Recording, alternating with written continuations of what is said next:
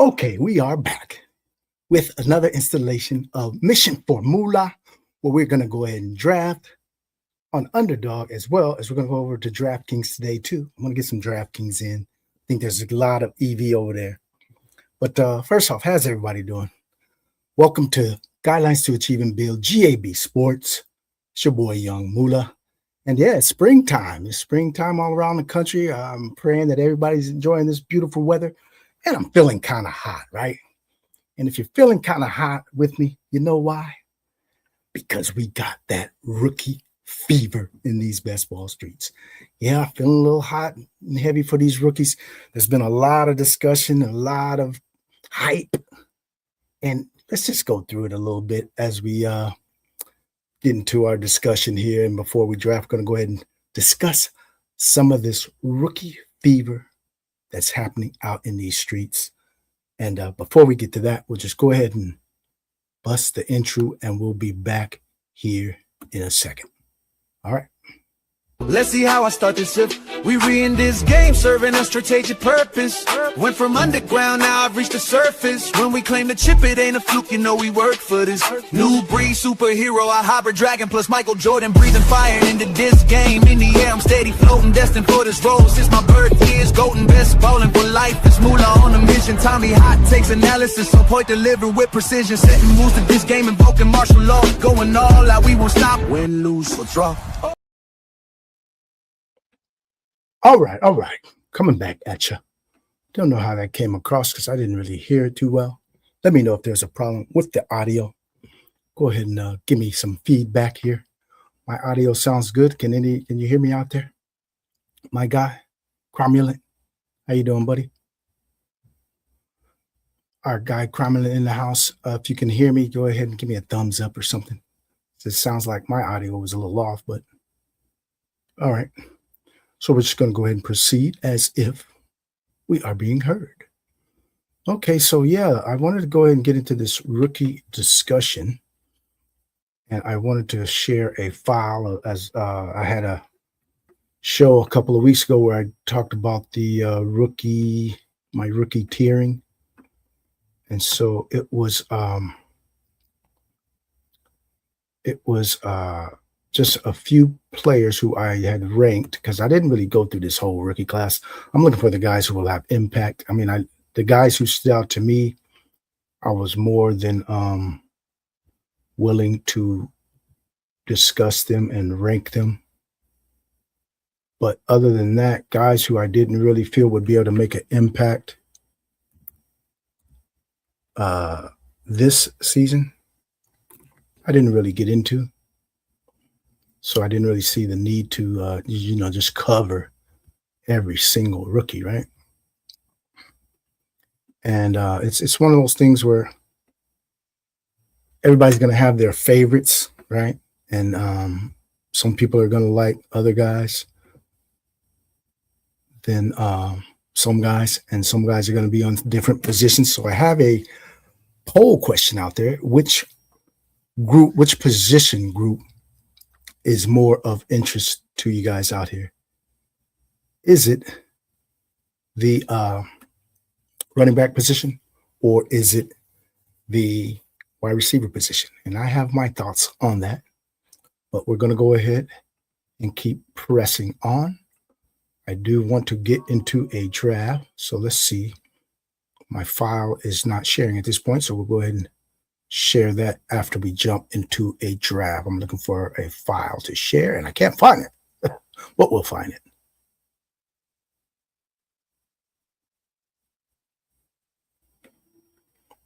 Okay, bear with me 1 second.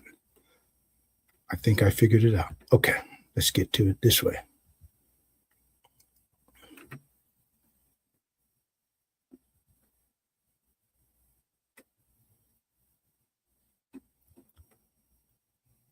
I think I figured it out.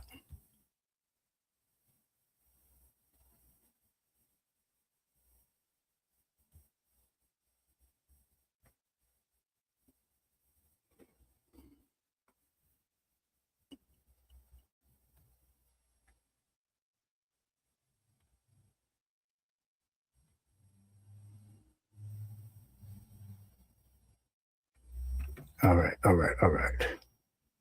Okay, so we're going to go ahead and share this file here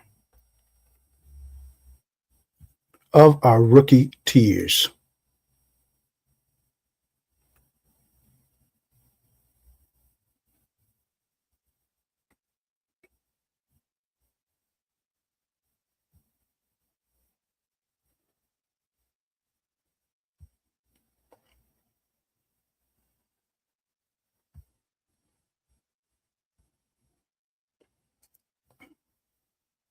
Okay, found it. We found it.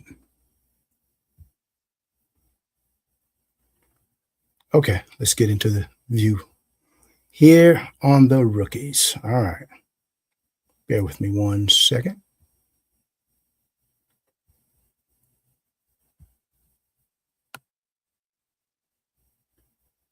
And yeah, I think the rookies, incoming rookie class this year, it's not a loaded class. I've said that from the start.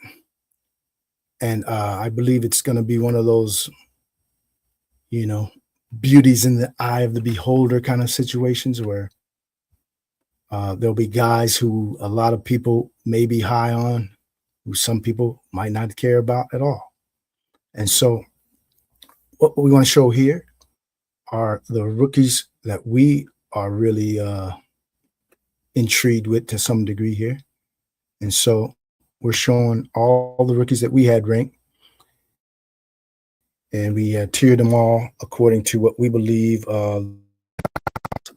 project to in the NFL. And more specifically, we're looking for year one contributions, right? This contest, these best ball contests are just year one contests, right?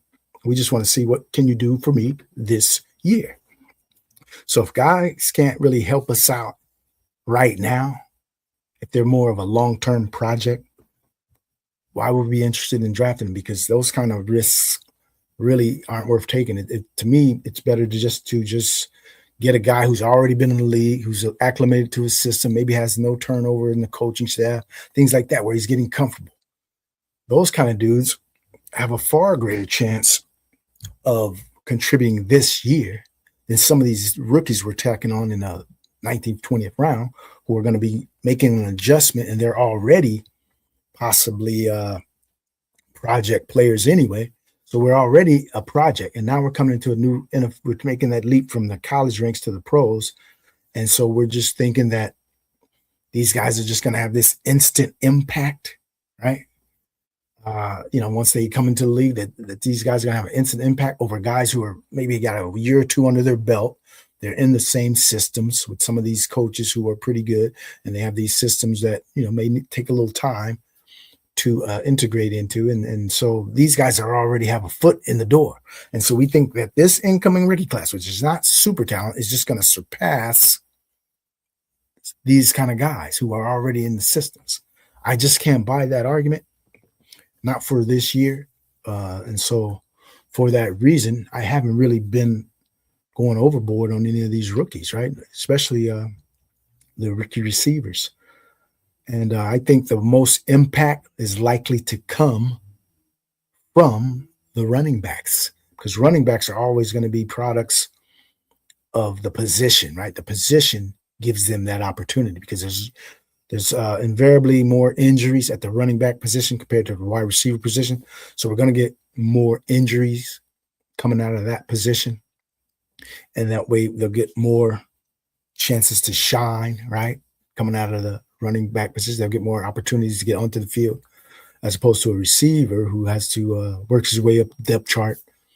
And even if you get an injury opportunity as a wide receiver, you're still going to be dependent upon the quarterback. You're still going to be dependent upon your abilities, your skill level to beat the cornerbacks, right? So it's more than just getting you a handoff like as a running back. You're just going to get handoffs, right? You're going to get the ball. Receiver, you're going to have to earn these targets, right? And a lot of these guys coming out later in the draft, will they be considered a target earner in the NFL year one?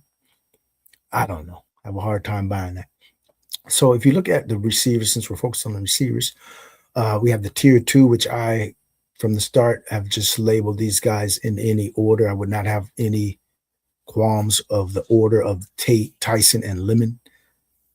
They're all in the same group, which is the tier 2, and there's not really a distinction to me between their talent levels as far as how they're going to be productive, in the NFL. I think they all have pretty much the same odds of doing well this season. And tier 3, we go down with Omar Cooper, Denzel Boston, Casey Concepcion, Skylar Bell, Jeremy Bernard. This is an interesting group because one of the things that we need to also maybe value a little more than what some people are saying is that there's a lot more evaluation from guys who have done this for, decades. Like I'll listen to a guy such as a Chris Sims, right? And a lot of people don't like him for whatever reason, but one thing I will give him some credibility on is that he played in the NFL. He played offense as well. He's a quarterback. So he's played with receivers, running backs, tight ends, offensive linemen. So a guy like this is in a pretty good position to understand what, because he's more of a traits-based, talent-based kind of evaluator, a guy like Chris Sims. And so he understands what traits and what kind of talents translate best to the NFL. Is it an exact science? Of course not. But being up close and personal to players on a daily basis for years and years, I would tend to give him a little bit of a benefit of doubt of knowing who the special kind of guys are and what kind of traits they have. And then do guys coming into the league exhibit some of this? So his wide receiver rankings were very telling in that he had Boston as number 1, right? He didn't even have Lemon in his top 5. And, it was more of a different ordering of guys. And then he had a guy like Chris Brazzell in his top 5, which I don't even have on my list, but because I am biased towards that University of Tennessee group. But, that being the case, it still opened my eyes to other options, right? And other thoughts as far as just not thinking that everything is written in stone of how we want to think it's supposed to be, as according to these incoming rookies. And that's any position, but I was just doing a receiver position as an example, right? And so that's just some of the things we want to think about as we are heading into this home stretch of our drafts over here on Underdog. And so it's I'm going to go ahead and jump into a draft here now. Let's go ahead, look at a draft. We're going to go ahead and jump into one on DraftKings first. I haven't done a DraftKings draft on stream yet, but I do want to do that. All right, so let's go ahead and share our screen on the draft on DraftKings. Okay. Yeah, DraftKings. I've been entering the $1 over here on DraftKings, and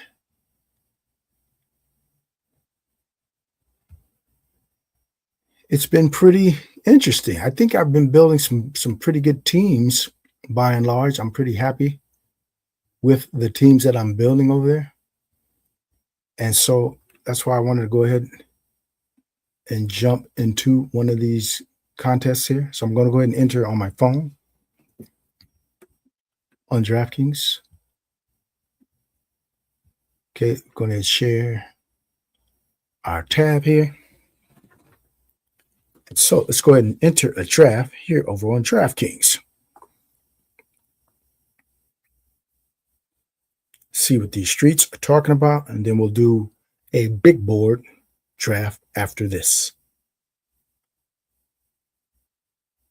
Hit the lobby.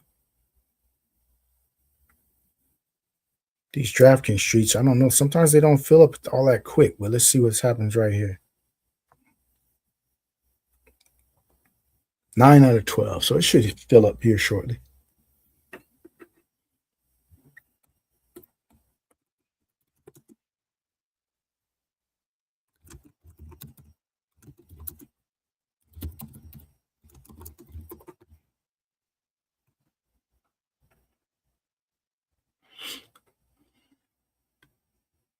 All right, let's check it out.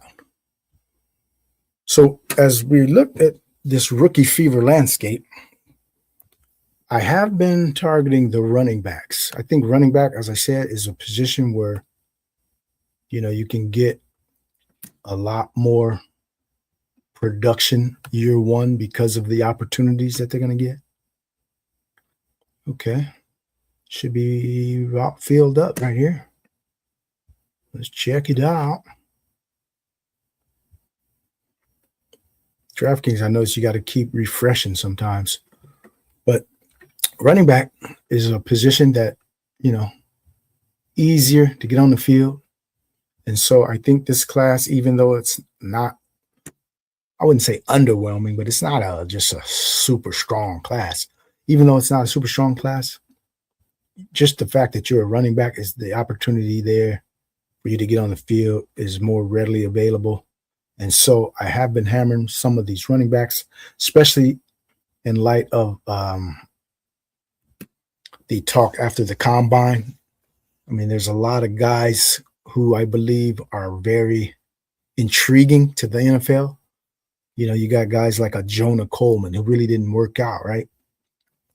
And there's a lot of mystery surrounding him. There's a guy I uncovered late, guy Le'Veon Moss, who nobody's talking about. I think he's a guy who he hasn't worked out and is intriguing to, I believe is intriguing to NFL teams. A guy like Nicholas Singleton also didn't work out, right? So some of these guys who didn't work out are going really far under the radar. And I believe it could be an opportunity for us to swoop in and get some shares of a guy who will be low owned and may be able to surprise, right? Because they haven't worked out, but these guys are pretty talented guys. Jonah Coleman, is very similar in a guy to like a Jacobs in the way he runs. Let's see what pick we got. Okay. So we did get, the draft is about to start here. We're up in 8 picks. So we have pick 9. Pick number 9 here on DraftKings. So let me see how the interface looks here on DraftKings. Okay, that's fine. I'm okay with that. See what the draft board looks like. If I switch over to draft board mode. So I haven't done a stream here over on DraftKings. Okay, I'm not going to recognize any of these names over here on DraftKings as more recognizable users are on Underdog, for me that is.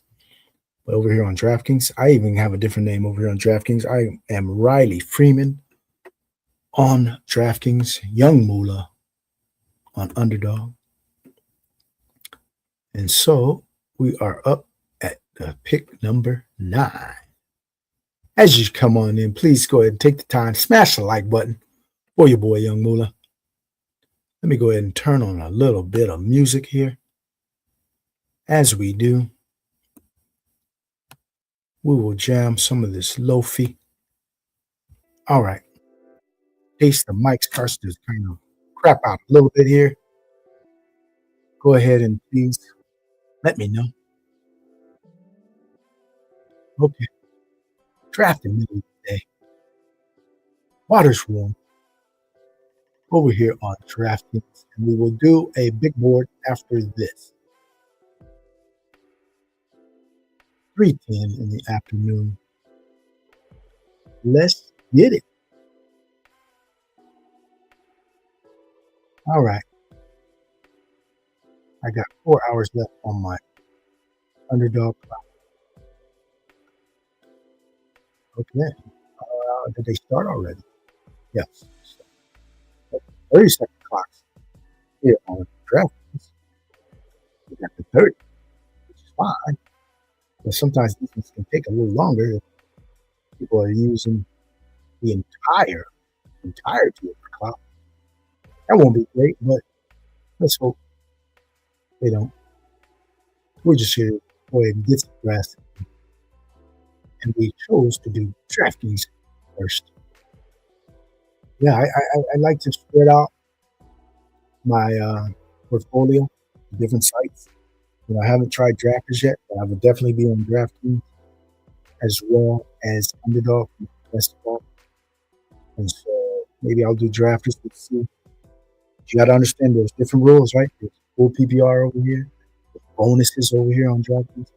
Those are edges that you have to seek out because those can make a big difference. So really, you're looking for a little bit more ceiling, I would say, in a lot of positions, as well as later, maybe you want those floors, right? From guys later, right? Give you the floors, because if you get target volume over here, you can get like 8 for 75, 15 points. Right?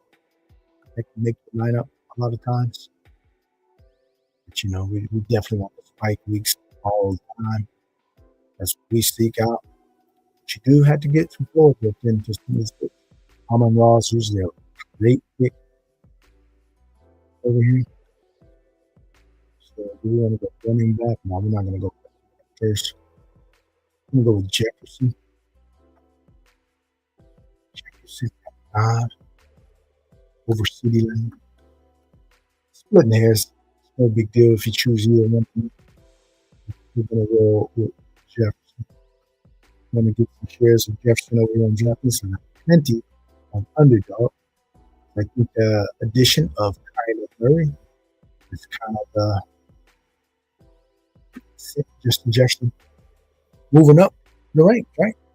His ADP has changed ever since they made that signing of Kyler Murray. I don't know why, because we should have all assumed that a pretty good quarterback was going to go there. It's a reactionary market in these best streets, as evidenced by all the hype put in place on these rookies. Right now, they're competing, man. It's everywhere. Now, people are catching it left and right. A rookie fever is real. We're not going to fall for it. Do I want to go running back here? McBride. We're going to go McBride. Give us a share of McBride over here. I don't think I have many shares of McBride on Underdog or things, so let's get a share. Elite tight end. Yeah, if we can come close to getting 100 catches again this year, that'd be very valuable on a PPR side. 100 catches. Always. And so bringing back Jacoby Brissett also is in his favor. So starting off Justin Jefferson, Trey McBride. Look at the draft board. See what it looks like. And so we got. Oh, that's pretty good for you. Yeah. That's a pretty good. Checking out the draft board. We got quite a bit of green. 11 running backs in the top. Running backs in the top 20 picks. 19 picks.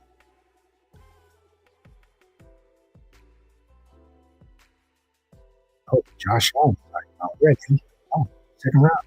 See, and that's one of the things over here on DraftKings. You'll see certain positions or certain builds that players will use. They'll just kind of build their starting lineup. So quarterbacks and tight ends get pulled up, can get pulled up very high depending upon which room you're in. And so there'll be a lot of players that can fall over here based on their ADPs.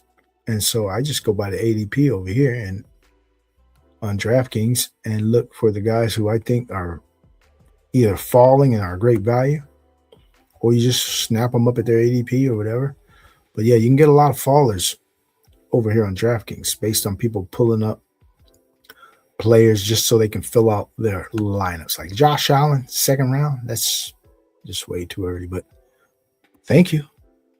I wish I was on that side of the board when guys are doing that, because positioning matters a lot of times when you can get a guy falling. If guys on your side of the board are doing things that you believe is creating value to slip, you want to be in position to take advantage of that. And yeah, I would have loved to have been on that side of the board, but we'll just see if we can get a little boomerang effect on our side of the board. All right. So, yeah, we are over here doing a draft in the $1 contest, 20 max entry. I'm close to filling that up. I think I got about 17, 18 entries. And so we are close to filling that one up here. It's March Madness season. Baseball has just gotten underway. Had some good games last night, in fact. And we're still in the heart of this best ball season, though, which is really what we're here for, right? Here to do this best ball thing, right? So come on in. Check us out. Smash that like button. Go ahead and jump in the draft with us. We're going to go ahead and do a big board after this underdog draft as we're coming at you on a Friday afternoon into the early evening on the East Coast. We are here at 2:45. Started off 2:45 Pacific time, right in the middle of the day. How many more picks do we have? Oh, we're up in a few picks. Let's see what we can do here. We got this guy. We got this guy. Buka. Yeah, it's pretty much going according to standard plan here so far as ADP. T. Higgins, A.J. Brown. Got an NFC build so far. So we're going to go. I'm not going to let that determine what it is, but I think I'm going to go A.J. Brown. Yeah, A.J. Brown is getting a lot of. He's a polarizing figure right now in the best ball community. A lot of guys are not high on him, whether he stays in Philadelphia or not. It's not really the issue. People have a sour taste in their mouth based on what happened, the visuals, the aesthetics, right? It just didn't look right what was happening there with A.J. Brown. He's arguing on the sidelines. He's kind of pouting. So people have that vivid picture in their mind still. And he could be a guy who pops off this year in a bounce back fashion. And, he could be the guy you need, right? Because he is capable of exploding at any moment, right? And so a guy like A.J. Brown was going in early second last year, late first. Now all of a sudden, he's late third. Give me some shares. Yeah, don't fade the guy. No matter what you think of last year. They got a new coordinator. He may not be traded. It could be 50-50, 60-40, whether he's traded or not. But don't bank on it. It might not happen, right? Do we go double tight? We're not going to. We're going to go Zay Flowers. Got the 0 RB build. Still in effect. 3 receivers, 1 tight end. I don't mind going to 0 RB on a PPR site because you can kind of target some of the running backs later who are good in the passing game. And you can get some PPR scam weeks out of those guys. And so PPR is 0 RB's best friend, right? Because you're going to get more value out of going 0 RB on a PPR site from your running backs, because they're going to, if you pick the right kind of running backs, they're going to invariably make your roster, the floor of your running backs a little higher just off the full PPR. So, yeah, if you're kind of anxious of doing PPR over on Underdog, feel free to jump over on DraftKings and don't hesitate to implement one of those. And you'll see that it's not as scary as it looks. There's several people out now, talking about the PPR or the 0 RB, that is, right? But just know your boy YUUNGMOOLAHH, we've been on 0 RB since day one of the contests. Yeah. We've been at this 0 RB and touting that since the start, right? Because I believe this is a year where it could come back in that not many people were doing it, right? But everybody's trying to put a few into their portfolio right now, which is fine. But you got to believe in it and you got to execute correctly, right? There's a strategy to it that you can't, misuse or misunderstand, because it's your RB, man. You got to understand how to build it, because it's not going to be a standard build as far as the numbers, right? It's not going to be a 3-6-8-3 build. You can't do that with a 0 RB. No need to. You need to add all those receivers. So those are just some of the nuances that goes with different builds that, it's good to understand these things. All right, so let's look at the board again. See what's going on. Okay. See if we can see that pretty clearly. All right. Yeah, we can see that pretty good. Okay. So we have the 5th round coming up. And the quarterbacks got another 4th round quarterback, Joe Burrow, to the Chase owner. All right.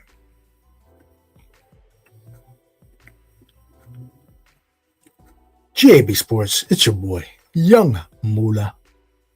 Yes, we are gentle and blissful, gifted and beautiful, generous and benevolent, and most appreciatively, we are grateful and blessed. Guidelines to achieve and build GAB Sports. Please take the time, subscribe to the channel, smash the like button, and if you're joining us live, please let us know. Interact through the chat. Go ahead, as we are going to do this DraftKings draft, and then right after this, we're jumping into a big board over here on Underdog on a Friday in the heat of all the sports melding together. We got baseball just underway. Great games last night. My Dodgers came out with their ring ceremony, things like that, and whooped some tail right out the gate already. And we got March Madness, great games on tap. I know everybody's getting ready for that Duke St. John's game. That's why we want to go ahead and get in these drafts right ahead of that. Yep. And it's all right. And we got basketball, NBA. Don't forget about the NBA.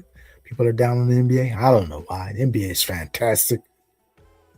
We got heading down the wire. We got San Antonio trying to run down the Oklahoma City Thunder for the number 1 seed. You got the Boston Celtics overachieving in the East. The upstart Detroit Pistons trying to hold everybody off. Basketball is great right now. But we got Bestball. We're up in 1 pick. Let's see who's on tap for us. Do we deviate and take a running back here? Nope, not with this guy available. Terry McLaurin available? Give him to us. All right. Got 4 wide receivers, 1 tight end. See, I don't draft just to make a starting lineup. We can go ahead and continue down this receiver road if I need to. There is a quarterback I am interested in if he is here. And so we will deviate to that at least, but that's still continuing with the 0 RB. If we grab this quarterback here next, we do like this guy though. I will definitely not be mad if we get 210. Yeah, I would. Oh, okay. Well, it's like I saw the quarterback. I was like, oh man, is that the guy we wanted? No, it was not. Neither was Tootin. We wanted this guy all along, Jaden Daniels, to go ahead and pair with our skinny stack, Terry McLaurin. We'll go ahead and take it. We got a quarterback. We got a 1-0-4-1 build, elite quarterback, elite tight end, and 4 wide receivers. Kind of like that start here over here on DraftKings.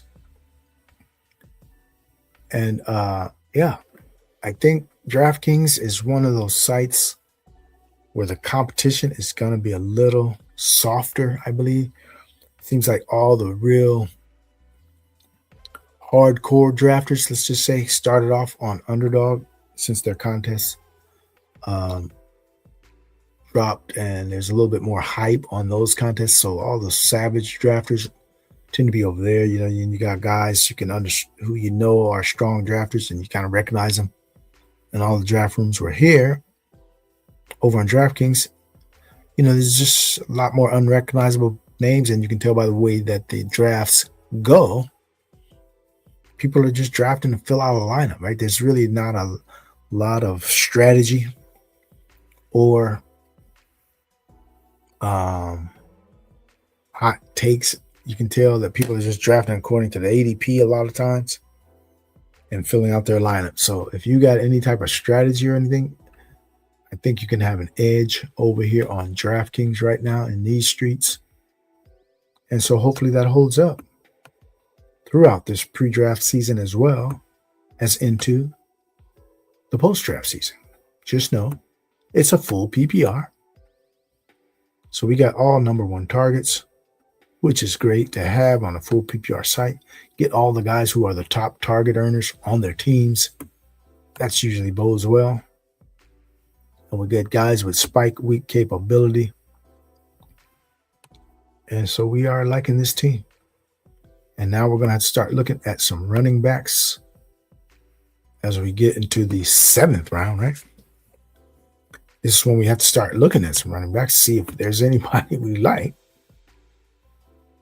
And maybe there won't be even a guy here in the 7th that we really like. So I can push it to the 8th. And then late 9th gives us around 104, 105. Yeah, I think we can push this one. So is there another receiver we are really liking here? Because I'm not really liking the running backs. I tell you that. Here doing this 0RB over here on DraftKings in the $1 contest. Coming up next, we will jump into a big board over there on Underdog.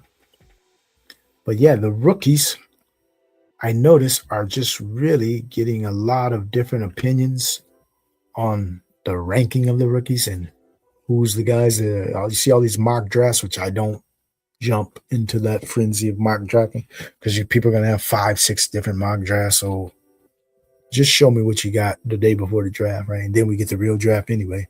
Just see how accurate your mock is at that point. All these iterations of mock drafts is just noise, right? That's how I look at it. Who's going to get drafted here? That noise. We don't know who's getting drafted anywhere until the draft comes. So to speculate and change your mind 5, 6, 7 times, it's just exercising futility and misinformation as well, because a lot of people are buying some of these name brand dudes who are doing this, and their mocks aren't as good as anybody else's. So you can save these mocks, in my opinion. Don't buy into them. I don't. They mean nothing. We're going to go ahead and take DK. Yeah.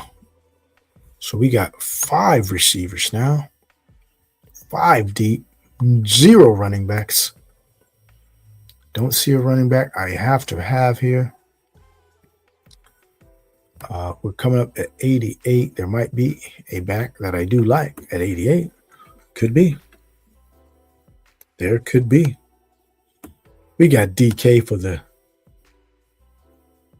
spike game capability, a guy like DK, because you're going to need to have some spike weeks. And if they get that offense cooking under McCarthy with an Aaron Rodgers back under the saddle,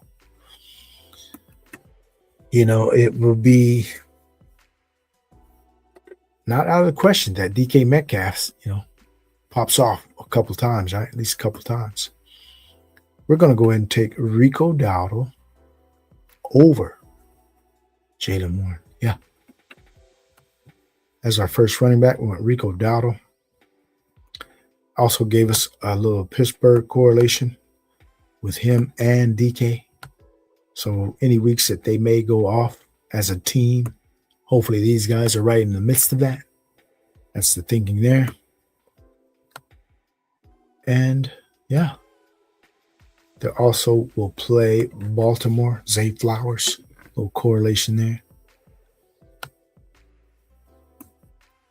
Okay, so let's go ahead and see what our pick looks like in the next round. All right. So we are at a 1151 going 0 RB here out of the 9 hole. And here's a little glimpse of the last few rounds here. And this seems to be an area where the quarterbacks start to go off the board hot and heavy, right? Right through this area on both sides. As you can see, a lot of the red populating the board here. Lawrence, Mahomes, Dart, Herbert all went there in the 8th round. Wow, there's a lot of receivers out of that number 1 slot. So he went hero RB with Bijan. Then he went 1, 2, 3, 4, 5, 6 straight receivers. So that guy had a plan. Good for him or them. They went 2 running backs there, Algier and Manangai. Can't be mad at that start. Let's see what they do at the quarterback position. That's going to be interesting to see because they have passed on some quarterbacks there. Guy like a Dak could have paired up well, I believe. Was he available? No, he was not. Yeah, quarterbacks sometimes get snapped up early in this one. All right, we're coming up shortly. Let's go ahead and get back to the players view. Once again, thanks for joining us as you come on in. Please do us a favor, smash that like button. Go ahead and come on and chat with us. We're talking about those rookies. And I left the poll question out there. Which one of the positions do you like the most this year for this rookie class? Running back or receiver? Please take the time to answer that as well. And let me know you're in here. All right, and we will be jumping into a big board after this draft here over on DraftKings. Do we want a running back here? Is there anybody of our liking? Do like Corum. Gainwell's a pass receiver. Okay, we'll take Corum. Corum is a guy who could really, really differentiate himself this year. And it would most likely have to come via injury, right? We know that at least the last half of the season, there was like a 50-50 rotation between Corum and Kyron. Who knows if that's going to continue at the start of the season? Maybe it does. But his real benefit would come in a contingent situation where maybe Kyron goes down for some time. And that's when a guy like Corum could really, really benefit a team like this in this kind of a build. I mean, you know that there's already some built-in standalone value for guys like Dowdle and Corum, but when you're building these kind of teams, I mean, you're not praying for injuries, but you just know that those will be the situations where this team really does well because my receiving core is already going to be lights out. So if any of my running backs get any kind of favorite situation emerges, they'll be great. Do I want to go Gainwell or Price? I'm going to go Gainwell. On a PPR site, we're going to go Gainwell. Because number one, I have so much of Jadarian Price on both sites pretty much, but mainly on Underdog. I got tons of exposure. And so you just want to get exposure to different guys and different platforms, different scoring systems. And Gainwell over here on DraftKings is not a bad click there in the 10th round, in that he is a very good pass catching back, plays a lot third downs. I'm sure Bucky will get a lot of third downs as well, but Bucky's also an injury risk. So there's that added value as well. So yeah, we'll take a Gainwell share there. So we now have the 1-3-5-1 through 10 rounds. Let's look at the draft board once again. We'll go ahead and scroll down so we can see the last few rounds here. All right. And so we're headed to the end of the 10th, coming back in the 11th is where we'll be picking at 129 in this DraftKings draft. We have one quarterback. Maybe need to look at our quarterback position as well. We definitely need to do that.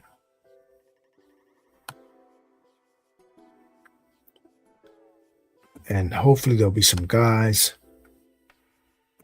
Probably not, but we can stack our guy with. Yeah. Eventually. Let's check it out. The quarterback room. We got Jaden Daniels. He's our stud player, so he's the guy we're going to rely on mostly. But, you definitely need some guys to fill in during certain weeks. And so we're not going to reach for anybody.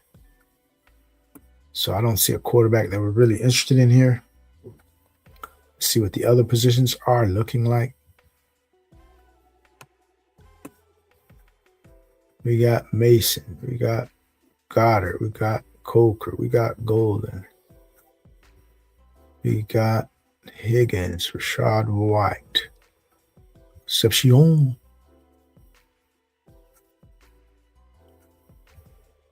So we got a multitude of options here coming up. Comes down to who do I want an explosive guy? Do I want another back? Do I want a solid guy? There's lots of options here. Go Mason. Let's get a little bit more of that Minnesota exposure. So we're going to go Jordan Mason. Tacking on another Minnesota piece to go with Justin Jefferson. Yeah, I don't mind doing team stacking even without the quarterback. So getting like a running back and a receiver, two receivers, a tight end and a receiver without the quarterback is perfectly fine in my opinion. Because, they can still, in a high scoring game, they both can go off. Or you're going to often find those situations where one game, this guy gives you like 20 something points. The next game, the other guy gives you like 18 or something. So they can alternate good games if they're coming on teams with these good offenses, which is Minnesota, right? Usually a pretty good offense other than last year. Let's see. Quarterback. Do we want to get back into the quarterback market? No, we don't. Not feeling like we need to, but it will run thin here in a second. Don't want to take that guy right here. So we are going to nab a quarterback here. Going to go with Cam Ward in order to backstack him, because he's a guy I can backstack. So we'll take him now ahead of this little run that might get the last few quarterbacks. And we can backstack a guy like this with a tight end or a wide receiver later. And he fits some of our correlation with the NFC, with the AFC North. Yeah, Cam Ward coming out of the AFC South, plays Pittsburgh and Baltimore. We got those guys. So we go ahead and add that as part of the reasoning, right? We got some correlation. It's a bonus feature to drafting something. Sometimes you got to, get that correlation that's built in, and maybe you might luck up onto that week 15, 16, 17 matchup, right? All right.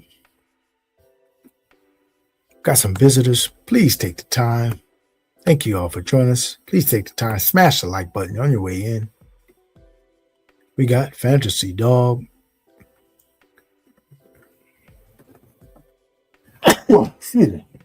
Excuse me there.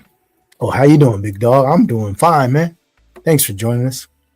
Go ahead and we're going to jump into a big board after this DraftKings draft. Appreciate you for stopping by. Fantasy Dog. Yes, DK is the full point. Yep, full PPR. That is correct. We also got I'm one, you are two. Yes, you're gonna come in first place. I can feel it. That's how you gotta think in these contests, right? You get number one, everybody else is two. Appreciate you for dropping on there, buddy. Am I gonna take Mike Washington? I'm not sure about that one. I doubt it. Got a lot of price, fantasy dog. Yeah, I do too, man. That's why I kind of want to do something a little different here in taking Gainwell.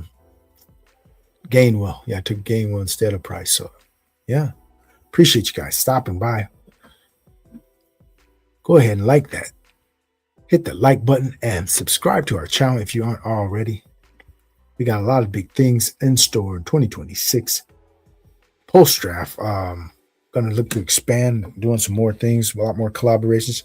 And as we also have our first guest coming up next Tuesday, we'll be doing a show with our guy Nice and Blunt, who's been streaming for a while. And go ahead and subscribe to his channel as well. Nice and Blunt. Going to team up and collaborate on Tuesday. He'll be joining us. It'll be like an evening show, probably about 5 to 6 p.m. here on the West Coast, 8 o'clock plus on the East Coast. That'll be Tuesday. Our guy Nice and Blunt. All right, 153 is our next pick. Let's see which way we want to go here. Do we want to get our third QB? Do we go third QB? Oh, there is a guy we like here. Yes, we like the price too. That would be Jonah Coleman. Yeah, we like this guy at this spot. I think he's an underrated guy. That'd be Jonah Coleman. As we did our quick rookie discussion, which I may touch back onto in a minute.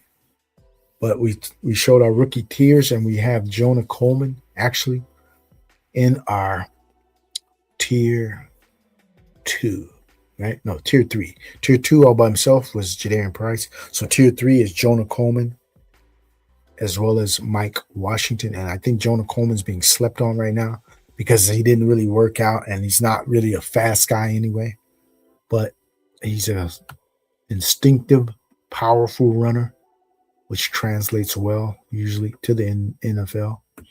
All right, we're going to double up on Minnesota and get that backfield, especially a PPR guy like Aaron Jones. So, yeah, we start off 0 RB, and now we have 2, 6, 5, 1. So we've taken running backs. The last 1, 2, 3, 4 out of the last 5 picks have been running backs in our build, and that's usually how I want to do a 0 RB. You want to kind of just load up on your receivers early, start tacking on a bunch of backs, right? Because you're going to need these backs to kind of alternate games, right? We don't have a stud back, with this kind of build, so we need these dudes to get in where they can fit in. That takes volume now, so you're going to have to attack these kind of builds with a certain amount of volume. And so we got 6 backs who all will have a presumed role, right? Well, hopefully we're hoping that Jonah Coleman gets a role based on his draft position. All right. Adam Rocks, yes, that's my guy, man. Yeah, nice Blunt. Yeah, he'll be joining us Tuesday. And so please tune in for that as well. Fantasy Dog, you jumping into the next one on the big board? Doing a big board right after this. Yeah, Gainwell. I'm hoping he is. I did think about that before I took him. I was like, man, maybe he can already have a good standalone role, right? But then his added value is if Bucky misses a few games, and he gets a little more carries, a little more touches toward the goal line, things like that. Although it did kind of, throw a little bit of a wrench into the equation when they re-signed, or at least they tendered Sean Tucker. So I'm not sure exactly what that all means sometimes. Is somebody else can still sign them, then maybe they can match it. So I'm not sure where they're at in that process. If anybody's matched it. I was planning on doing it. What's up, Napgot? Napgot in the house. Yeah, I was planning on doing a big board after this. That was Yeah, me too. I've been drafting real great on DK lately, but I was planning on doing a big board. But we'll play it by ear, see what you guys all want to do. But I don't have any problems going over to Underdog twice, maybe. But I think I might just want to do a big board since I was more advertising for big board. So we'll see. Yeah. So what type of builds are you getting over there? Is it just you're just taking the falling values, or are you kind of going with specific strategies you want to do, or you maxed on Underdog? Yeah. You did 150 already? Wow, you a savage, man. Yeah. Yeah, it's one of those things where I'm trying to hold back some of my drafts because I know I'm not even going to max. So I kind of only do a certain number pre-draft, and I'm almost at that number. And then I'm just going to wait till the post-draft to get into those puppies and BBNs and some of my other favorite contests, which are usually launched later in the season. But because I think they have a lot more plus EV contests post-draft. And so I look for those. All right. What do we want to do here? We'll go ahead and take a Ridley share. I'm going to pair up Ridley with our guy Cam Ward, who we took as our second QB. Ridley, yeah, he's an interesting guy because I'm not sure. I know they redid his contract, but he's still not even locked to make the team. But, he could be the number one target for all we know, right? Yeah, everybody's excited about Wandale coming over, but if Ridley and Wandale are on the field at the same time, I don't know. I think Ridley just has as good a shot at getting more targets than Wandale. I mean, and there's a big ADP difference, right? The ADP difference is almost pretty much 100 spots, 100 picks of ADP difference, and they have pretty much the same outlook to, as far as stats. I think the stats could be similar.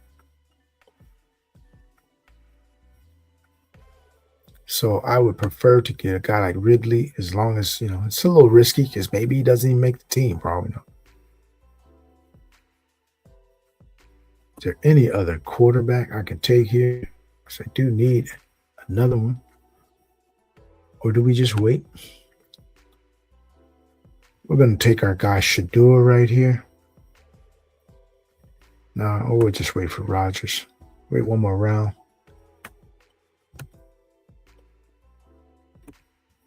Tank Bigsby, come on board. We got a 7th running back with a little contingency value. Tank Bigsby, the true handcuff for our guy Saquon Barkley.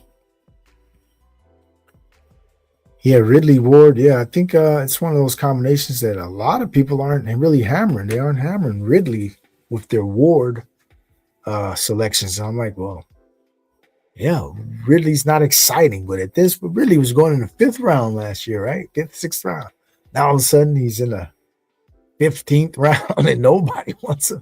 It's like, hey man, he could be basically the 1A, 1B still, as things stand right now, right? I'm not thinking they're guaranteed to take a receiver early in the draft. They might take a receiver 3rd, 4th round, right? And is a 3rd, 4th rounder going to just come in and automatically unseat Ridley, a veteran? And not necessarily. So we got to be careful with this thinking on guys who are a little older, but, and they look like they're not a big part of the future, but the present is right now. So Ridley could easily be the 1A, 1B to me on that team as it stands right now. And so I'm definitely adding some Ridleys to some Ward combos. Big Shador fan. Yeah, I got 30% Shador, man, over on Underdog. So, yeah, you speaking to the choir, man. You preaching to the choir here. So I think I might get him here on this build here if he comes back. It's either him or Rodgers. I already have the stack for Rodgers, so.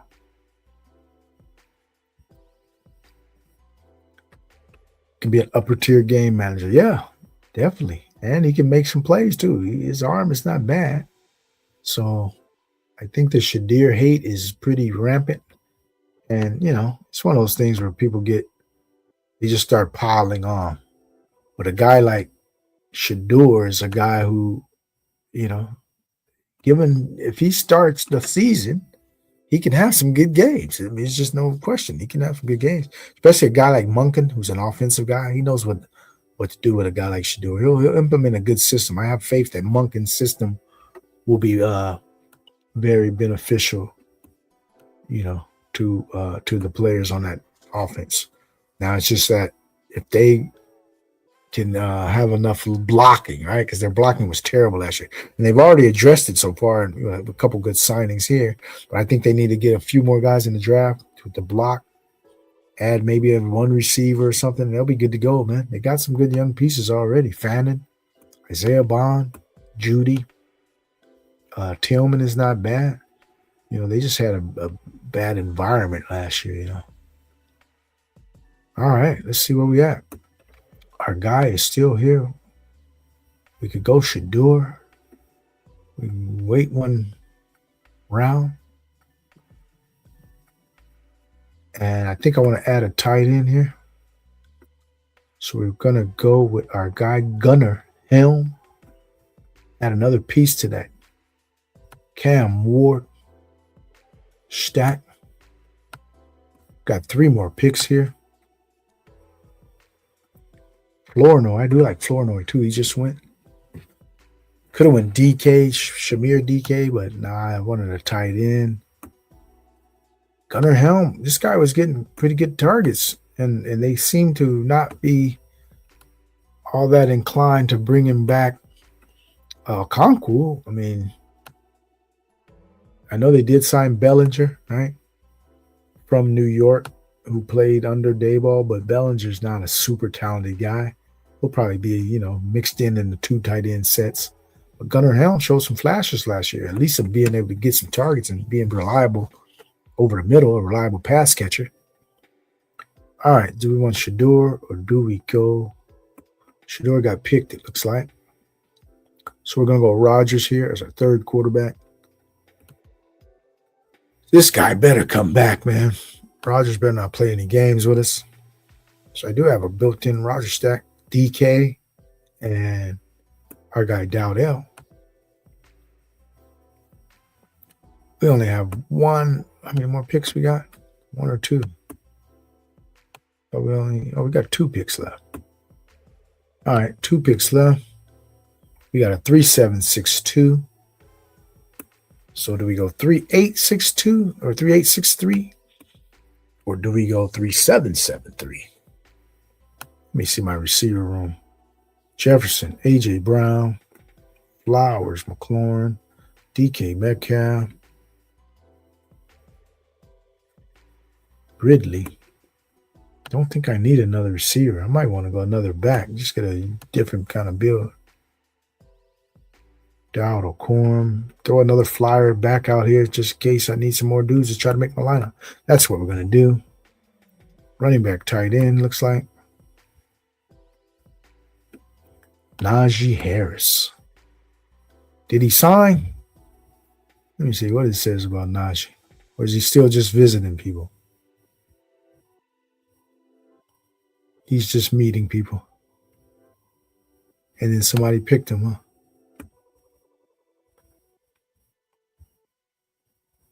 Jordan James. DeMercado. He catches balls out of the backfield. Let's see, who else? Marshawn Lloyd. They're talking about possibly cutting him, though, but nah, I'm not buying that. Jalen Wright. And my guy, Le'Veon Moss. Nobody's talking about. He could come out of nowhere and be one of those surprise picks that people weren't thinking about because he's been hurt this whole time, but he has a pretty good early college years profile. I kind of like this guy when I looked at him. He did make our list of rookie in our rookie tiers. He made the last tier there. Le'Veon Moss. any other pass catchers out of these groups. Randall used to be a receiver. Isaiah Davis can catch. All right, that's about it. Let me see. What receivers do we want to tack on? Do we want to tack on another Washington receiver? Nope. We're done with receiver. We're going tight end. Tight end. I got a special tight end I've been drafting. And he's still available to us. Let's see if he makes it to us. I will take him. Chris Brazel. That's an interesting guy because, shoot, Chris Sims is super high on this Brazel, man. I mean, he had him pretty high up in his ranks, and he was glowing when he talked about him. I'm not going to dismiss Chris Sims, man. I think this guy he played football. He knows the kind of dudes the profile of dudes that are successful. So I'm not going to take it as gospel either. I do my own analysis, but I also listen to dudes, who have insights into the game. They either played, they've been evaluated for years. And this guy has hit a lot of good picks in some of his picks. He was the first one I saw that had Jefferson as high as he had him. Everybody else was like, okay, Jefferson's pretty good. He'll be a good slot dude. This guy's like, nah, this dude is going to be a star. And then he was right. I didn't hear anybody saying that about Jefferson until I heard Chris Sims say that. We can go roll the tape. But I listened to a lot of people's evaluations, and nobody was talking about Jefferson being a star other than him. And so when we don't agree with somebody's takes, or if they mess up one year and have a couple bad takes, who cares? We're all going to mess up. If we look at all of our rankings now, some of our stuff is going to be totally wrong. So we can't buy all that kind of stuff. DeMercado catches balls, and he's on Kansas City. We're going to go with DeMercado because he can catch some balls, and he's on the Chiefs. So, yeah, he may get some passes out of the backfield. All right, so we got our build here on DraftKings. We went with a 3-8-6-3 0 RB build. And so we got Jaden Daniels. Our other quarterback is Cam Ward and Aaron Rodgers. So we got Daniels, Ward, Rodgers as our quarterbacks. Our running back room, we got Rico Dowdell, Blake Corum, and we tacked on Kenneth Gainwell as our third running back, Jordan Mason, Jonah Coleman, Aaron Jones. We like that Minnesota backfield as it stands right now. At a Tank Bigsby, another handcuff, and we got Imari DeMercado, 8 running backs. Then we got our 6 wide receiver room, which we went heavy on early, spent a lot of draft capital early on this wide receiver room. So we got Justin Jefferson, A.J. Brown, Zay Flowers, Scary T, as we paired him with our guy, Jaden Daniels, DK Metcalf, who's going good with our Rodgers stack. And then we tacked on Calvin Ridley later as our 6th and final receiver. At our tight end room, we ended up with Trey McBride. Then we also got Gunnar Helm as part of our Cam Ward stack, double stack. And then we got Greg Dulcich, a guy who we do like in that he's going to be in that Minnesota, offense where they're going to have to bring in a lot of new guys, a lot of rookies. And Dulcich is the kind of guy, he can still hold a starting job no matter what they do. I mean, if they bring in a rookie tight end, right? Rookie tight ends, we know, can often be slow to adapt to the NFL. So a guy like Dulcich, to me, can have a pretty big role on a team that won't be that good, right? So we're looking for Dulcich to contribute on that team and in this build. All right, off to Schneid. What's happening, my man? Yeah, stand for something, or you stand for nothing. That's right. Yeah, you fall for anything. If You fooled me once, shame on you. Fool me twice, shame on me. All right. Yeah, what's good, man? What's good? Fantasy, dog. In the house. Are you guys ready to jump on over to Underdog, Bill? So you got 0% Keenan. Yeah. I don't think Keenan is coming back.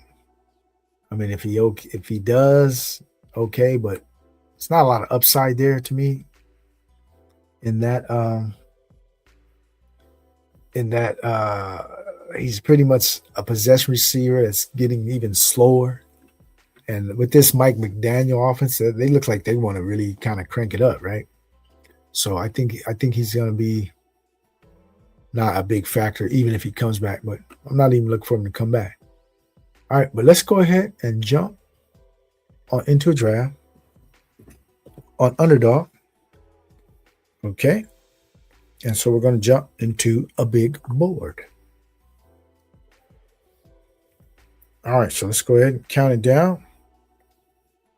Right here, we're going to jump in 10, 9, 8, 7, 6, 5, 4, 3, 2, 1. We're in. Big board. Big board season. Oh, it's drafting soon. Hope you're able to get in if anybody was trying to get in. Looks like I was the last one in this one. Maybe we got a dual stream. It'd be perfectly fine. Let's see who we in with. All right. Starting in 45 seconds. We got the 7th pick. Okay. Ball and all. Ben Snick. Dunk. 15 US. Nashville. Lanny. Fantasy dog in at 1.8. We could be right next to each other. And we got Pharaoh footballer. Rolly Doinks. All right. Oh, this is a pretty good room. Let's get it. Oh, I'm coming out of the 7 hole. I like the 7 hole, actually. Right about now, I can get the guy I really want. If I want to take him in the first round. Don't have much McCaffrey. Let's see if he gets to us. All right. Let's go. Back to back. Yeah. Yeah, I saw that. So I'm not going to steal your player. So here's our guy. Nice and Blunt checking in. Thanks for checking it in, buddy. Yeah, we got a upcoming show Tuesday with Nice and Blunt. Just confirmed. And go ahead and subscribe to Nice and Blunt if you aren't already. This guy's been doing this for a while. And he's been crushing it in his drafts as well. Our guy, Nice and Blunt. Yeah, at work. Happy to listen. Thanks, buddy, for checking in. Go ahead and smash the like button as you all enter. Appreciate you all for joining us here as we are catching rookie fever. Yeah. Do I want to get a McCaffrey share even though I'm down on him? Not going to do it. Going CD Lamb. CD Lamb. I think I did need to get a few more Cowboys shares. Don't have a lot of the Cowboys, especially Pickens. Looking like Pickens could be one of those polarizing figures this year. People aren't letting them fall enough for me, I guess, is why I don't have much of them. I just can't trust his situation as far as whether they're even going to sign him to a long-term deal because, you know, Jerry Jones can get in that mindset being stubborn and not want to pay guys. And this is the kind of guy, Pickens, who could take that very personally and be like, fuck you, Jerry, fuck the Cowboys. And then he might just be like, man, I ain't playing or just going to a shell. And he's kind of it's not out of the question for him to take that kind of a posture if he's not gonna his contract. Because to me, he did what he needed to do last year, right? To earn a contract. Hey, I'm on my contract year. You traded for me. I smashed. Pay me, right?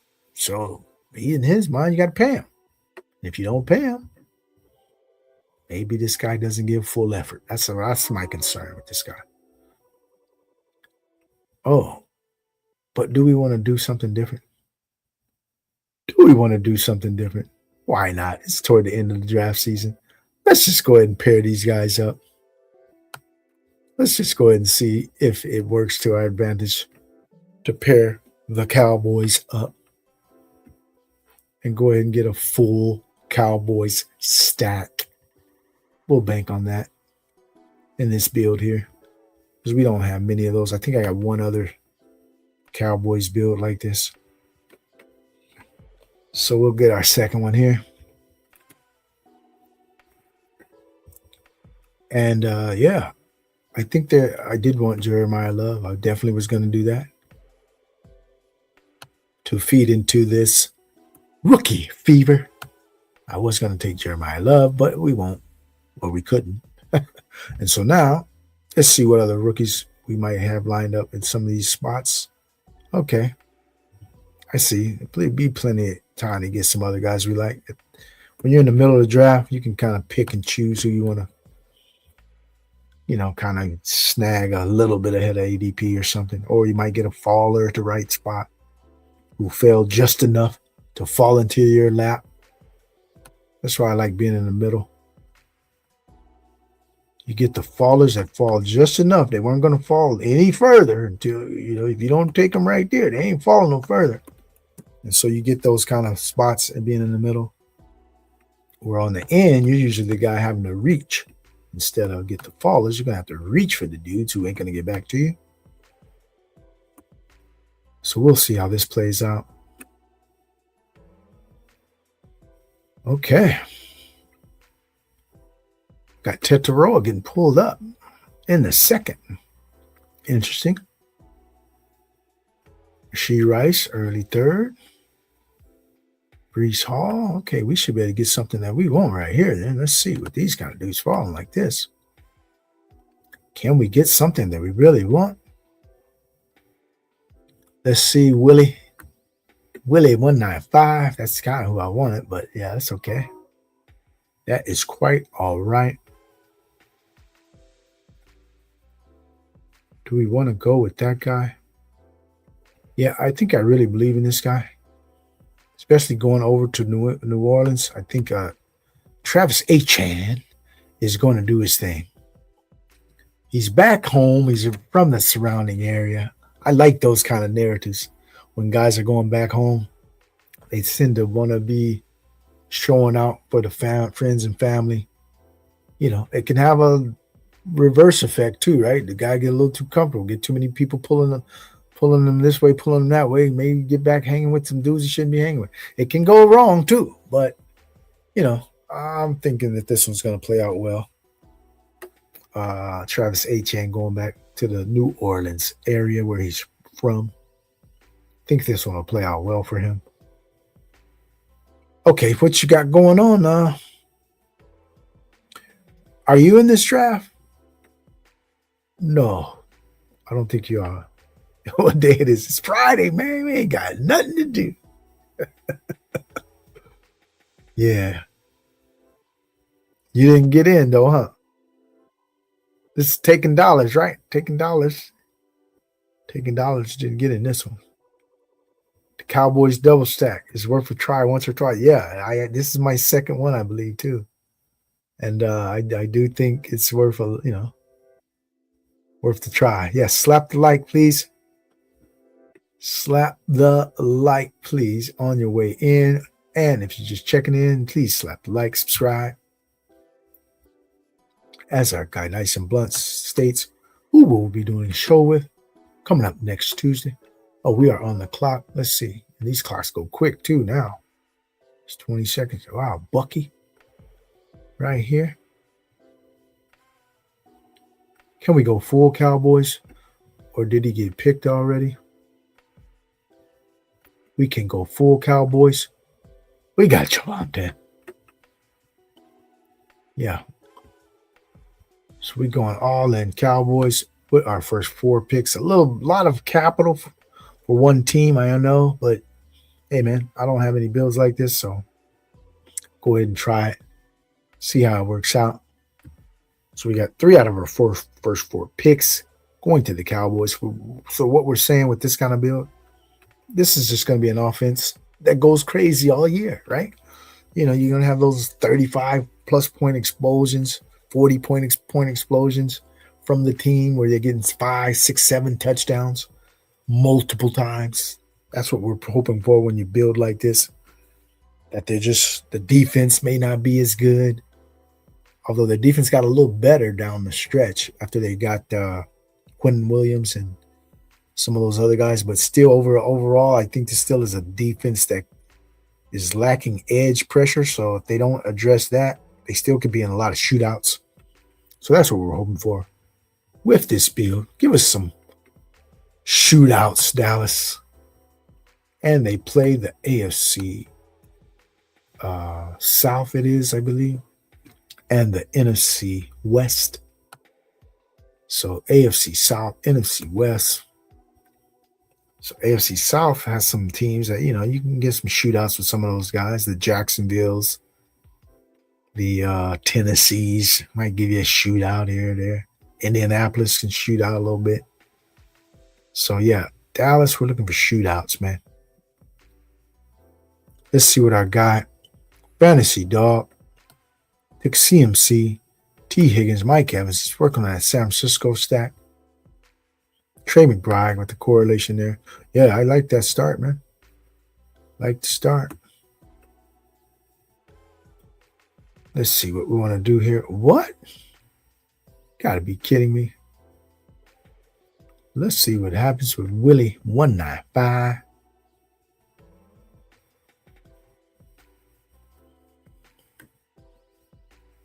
Let's see what happens. Oh, he's timing out. Not a good sign. Yep, he got him.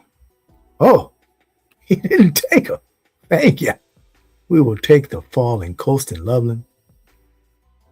Oh, I haven't seen him fall this far in a while. We'll gladly scoop it up. Thought since he timed out, he would automatically get him. But no, he might have his Q set, I guess. We'll take a Colston Loveland in the mid-5th. Haven't seen him at this rate, at this point in a while.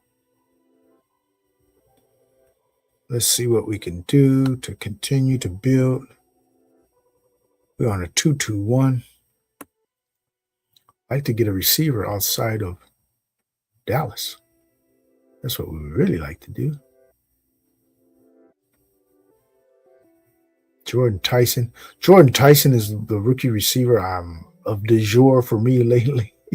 Because I think I've been coming around to his overall ability as being probably the best in his class overall. In that I think he has good rack. He has really good hands. Route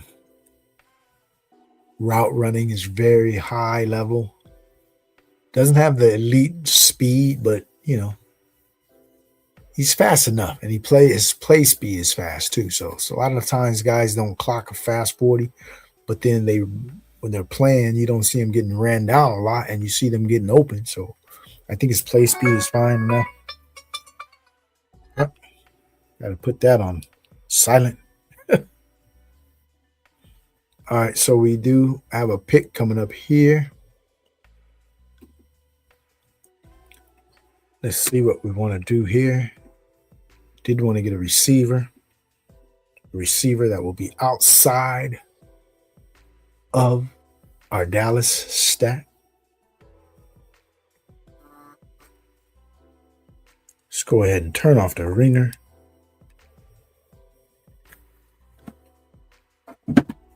Okay, so we did get Jordan Tyson. That's who we wanted.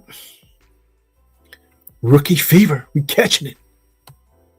Yeah, Jordan Tyson to me is one of those guys that the NFL could be a lot higher on than some of us out here in the fantasy community, right? I can easily see Tyson being the number one receiver on a lot of teams' boards, right? And there seems to be some thought that Tate is kind of like the clear number one. I just don't think so. I don't think none of these guys have separated themselves to be like a clear number one. Like years past, you got a guy like Jamar Chase, right? You got a guy like Malik Neighbors. These guys are like the clear number one, right? In their class. You just can't have another dude. There's no way you can pick any other guy to be the number one. This class is like they're all kind of similar graded. So any of these guys could be the number one on, say, the Giants board, the Browns board, the Tennessee's board. Any one of these dudes could be their number one. We don't know which guy they really like. It's all about beauty and eye of the beholder for this class to me at the wide receiver position. None of these dudes are studs, so I'm just thinking that the guy I'm starting to favor right now is Tyson over Tate.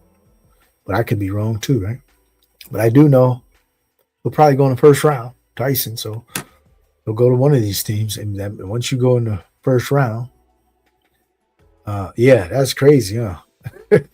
That falling, I haven't seen him fall that way in a while. So I'm glad that I was able to be in the middle because, like I said, you can get a guy falling. He ain't falling too much further when you're there in the middle. So picking in the middle, you can get a lot of those fallers where it just lines up perfectly for you. And he wasn't going to fall any further. What? Caleb Williams. Okay. There's a lot of guys falling this draft. Let me see what's going on. I haven't looked at the full board in a while. I did see Tetaroa go in the second. See what happened beyond that. DJ Moore, early fifth. 210. I don't know. Did something egregious happen? Oh, I'm on the clock. Wow. I think I have to do it this way. Hate to get scooped there, but I'm going to do it this way. Taking Caleb.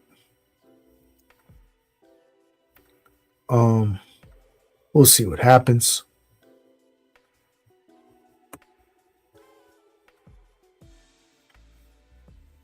Several teams without a QB. Let's see what they do. You don't have to go. You guys don't have to go in order. You can take a quarterback out of order. See how it happens. Sometimes you press your luck in this game. See how it works. Win, lose, or draw. Sometimes it ain't going to work. But we'll just find out here shortly on how this works out. Let's go ahead and look at the grid. Okay, we got Trevor Lawrence and Daniels. Rolly Doinks on the corner. Dr. Martin V. He's got Hurts. Takes Godwin. Yeah, I figured somebody might do it. That's the chance you take. I'm okay. I just think that, we took the chance. It didn't work out. We'll work it out. We're going to work it out. Let's get another receiver outside of our build. Yeah, many people say, yeah, you made a mistake there, right? Didn't take Dak first. Well, we'll see. Sometimes you having without Dak, it could be that week where the offense goes off and you got the receivers who went off, and then maybe your quarterback who wasn't with Dallas could still go off, right? So I'm still stacked with Caleb, but it definitely would have been nice to have Dak. And, there's times where I would have taken Dak there instead, even over a value like Caleb, who fell how many picks? 11 picks. Sometimes you still would take Dak. So it can go either way. I'm not going to quibble over how it played out because I made the choice and I knew the risk. So the fact that I didn't get Dak, oh well, we're going to make this work anyway, right? That's how my thinking is. I got enough of the offense, and this guy got none of the offense. Who took him? So we'll see how that plays out in the end. But now we're going to go ahead and move forward, right? We got to keep building. So I got a 1-2-4-1 build. Let's see what our guy Fantasy Dog got the 1-3-3-1. And who else is in there? Rolly Doinks. He got the 2-3-3 with the Daniels Trevor Lawrence.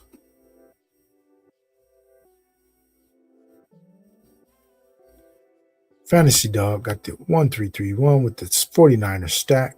He said, I'm taking my quarterback right here, man. You ain't going to let that happen to you. I heard that. I got a piece of that Niners offense with Pearsall. And let's see what we want to do here. Oh, man. My favorite guys are coming up, and I got so much of them. Let's see what we want to do. I think we don't have to press for a running back here. So I don't think I want to do that. We're not going to press for a running back.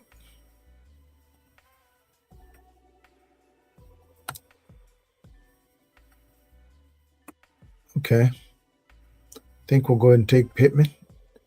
I do like Pittman right now as a potential valuable target for a guy like Aaron Rodgers, right?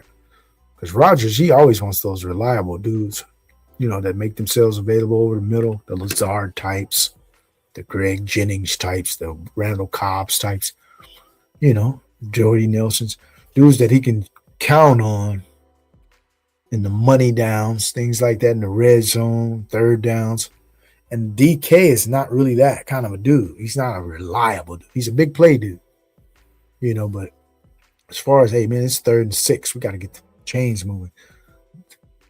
Pittman will be that kind of a target for this guy, for Rodgers. So I think he could be in store for bigger seasons than he's had in Indianapolis. He could have his best seasons under playing with a guy like Rodgers in this McCarthy system. He could have his best season, you know, because he never really had super seasons in Indianapolis. He was good, but he never really had like 1,200 yards or nothing like that. So depending upon how DK performs, Pittman could still be maybe the number one dude there as far as catches. You know, maybe not in yards, but catches and targets. He could be the number one guy there. It's not out of the question. Okay, should we get a falling guy in Kyler? Yeah, let's go ahead and do that. Sorry, buddy, whoever got Jefferson. I got to worry about my team. We're taking a falling Kyler. And let's see if you had a shot to get him already. Yeah, you had a shot to take him already. Why didn't you take him? Took Stafford instead. Okay. Choices. But I'll take Kyler, who has standalone value without being stacked. And let's go ahead and see what the chat is saying. Got you on Etienne and Loveland. Yeah, to go with McBride. Yeah, would have done. Yeah. Yeah. Yeah, Dak didn't come back. It was my choice. I kind of tried to push it, but, you know, things happen.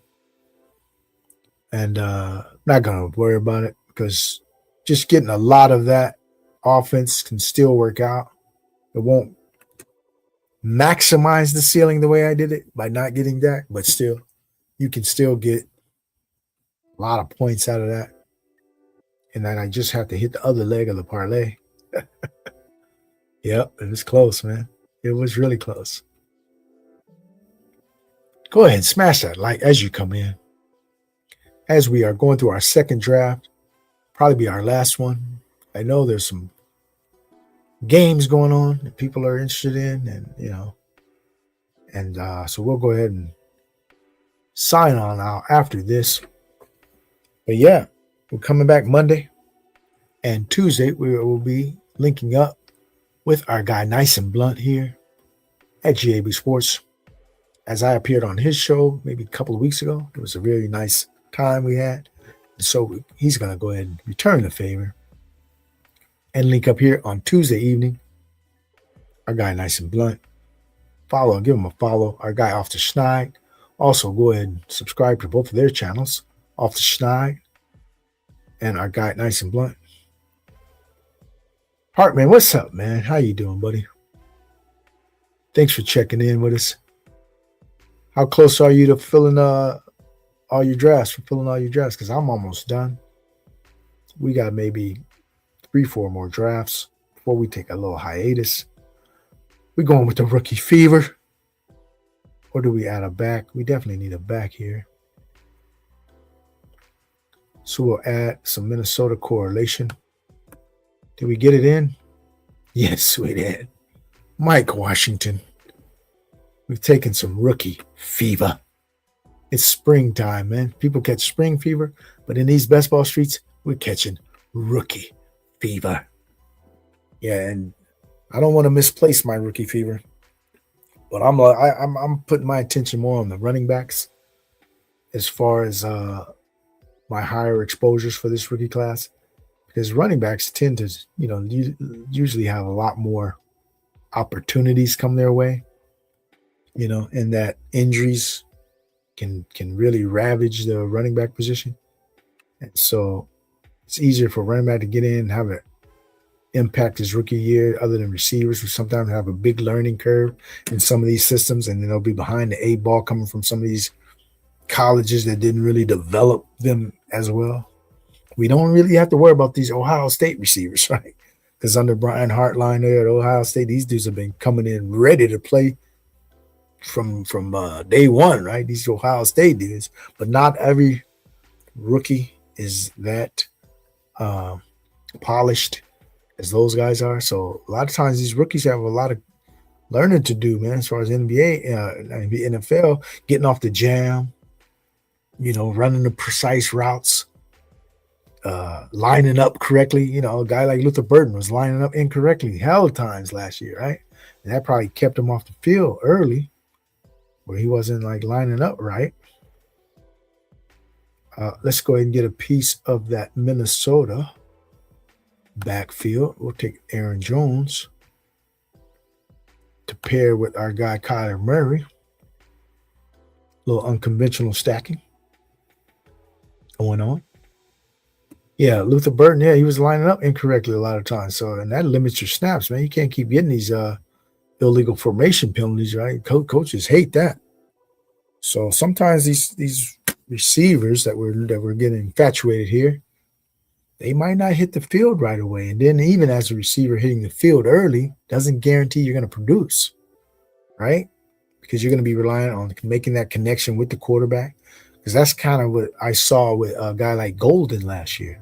He hit the field early, but he didn't have an impact early because he didn't really make that connection with his quarterback. They were just off for whatever reasons. They just couldn't really connect. Maybe he was not running his routes correctly or whatever, or maybe the quarterback just expected them to do different things. For whatever reason, they weren't in sync, even though this guy was on the field a lot early, Golden. So rookies, receivers can sometimes run into those kind of issues. It's not all about their talent level. It's about how they adapt to the NFL game and how their quarterbacks get in, develop that chemistry with them. Whereas running backs, I don't need chemistry. Just hand me the ball, coach. I'll run, with my instincts. That's how running backs come in. They don't really need a lot of that development. They just get on the field and start running, right? Whereas the receivers, they got to learn a lot of stuff.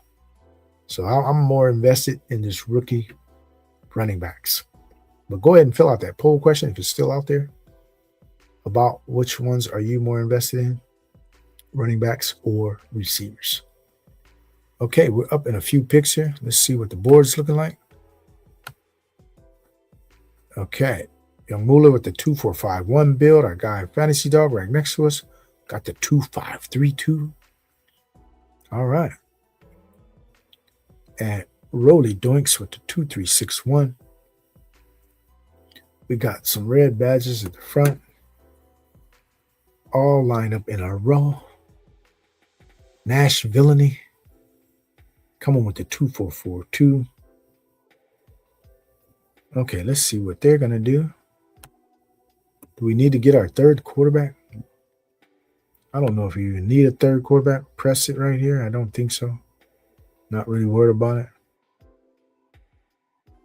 Fallen, nope. Okay, so let's go ahead and see what's at the other positions. We do like this guy right here, a whole bunch. I think Isaiah Likely is going to smash this year. And so we're going to add him. They paid him that nice bag. I think this is a sign. Harbaugh wants some of his own guys. He's not going to come in with any allegiance to Theo Johnson. Who the hell is Theo Johnson to Harbaugh? He's not going to worry about him. Once they went and got Likely, a guy he's familiar with, and they paid him that money, he's the starter. Not even a question. So and they already said they're going to have a big role for him. This is the coach speak that's coming out. So I'm buying that. And I'm not going to be shocked, as a lot of people will be, or disappointed and hurt.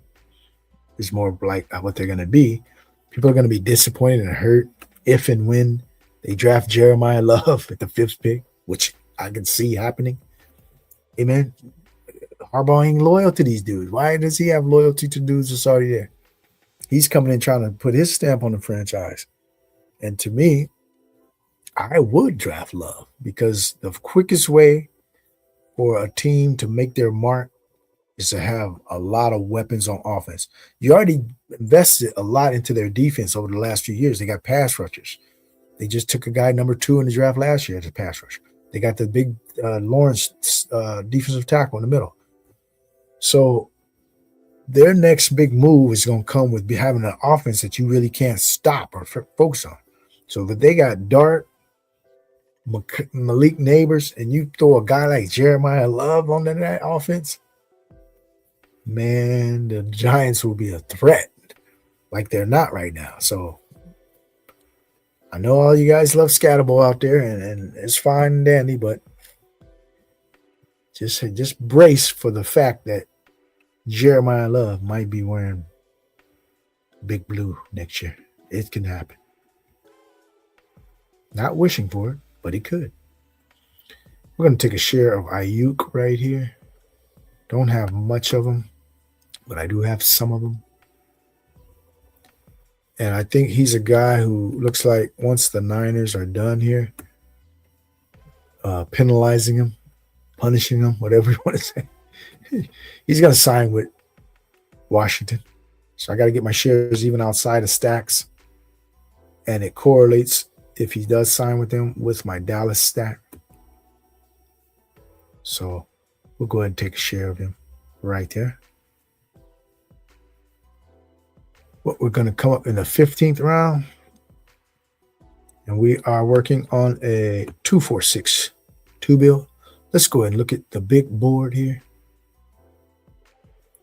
If we look at the big board here, we got our guy Fantasy Dog in the 8-hole with a 3-5-4-2. Start off McCaffrey, McBride. Came back with Evans and Purdy a little later to form that stack and correlation. We started off with the Cowboy stack. And we decided to add Javonte Williams too. And we decided to push it as we had a dilemma with Caleb staring us in the face on a big drop. And we thought we'd just go ahead and push it there. And we thought it was possible to get Dak in the 8th, but it didn't work out in our favor. So be it. But we do have a nice Caleb Skinny and the Dallas trio of the running back and the 2 receivers. And so we took a naked Kyler. And let's see if we want to add to that coming here. That's a possibility. Yeah, he's still available. So that's a possibility to add a piece to our Kyler stack. All right, let's go ahead and get out of this. Get back over here. We're up in 3 picks. Okay. Jonathan Brooks. Going to Rolly Dunks. I got so much Jonathan Brooks. I'm trying not to draft him anymore. I got about 50%. So we need to go ahead and get some different exposures. We got plenty of him. But if he falls, I still take him. All right, let's see if he's available. We'll go ahead and take a Hawkinson share to go ahead and pair it with our Kyler. All right, so we got our 3rd tight end. We're done at tight end. Colston Loveland, got him at a falling price. We got the stack at a falling price. We took Caleb at a fall. Colston Loveland at a fall. So we feel good about that. Overall, the build is strong. We might want to tack on a few more backs here coming up, which is fine. In this area here, there's some guys I'm sure we will like.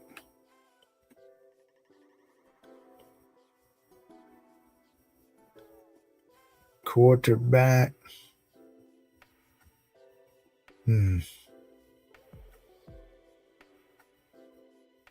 Not really pressing the quarterback right now either.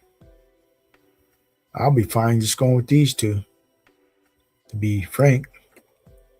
Sometimes you have to build thin at the quarterback in order to improve your team in other areas.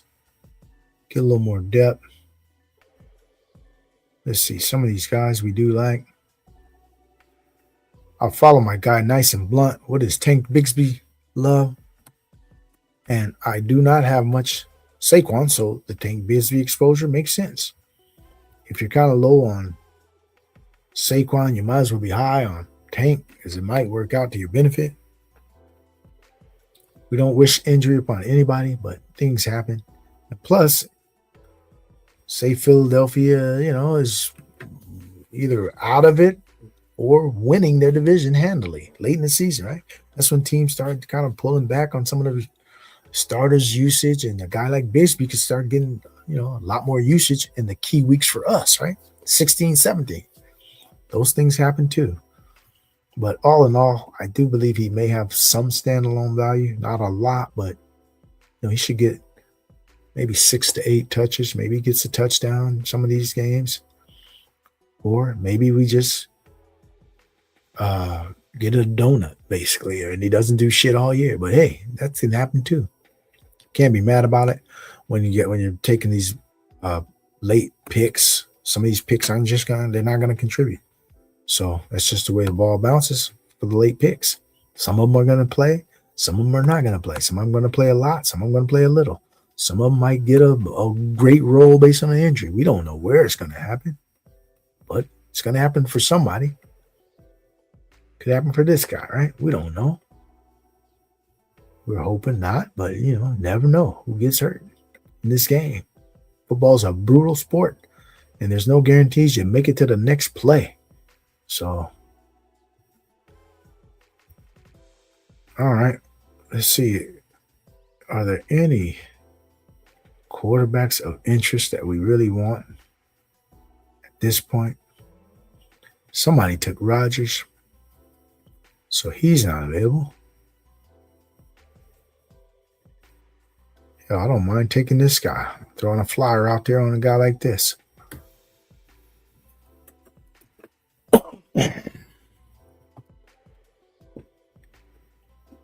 Oh, Rodgers is available. I thought somebody took him.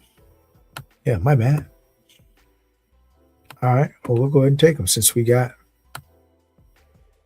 our guy already.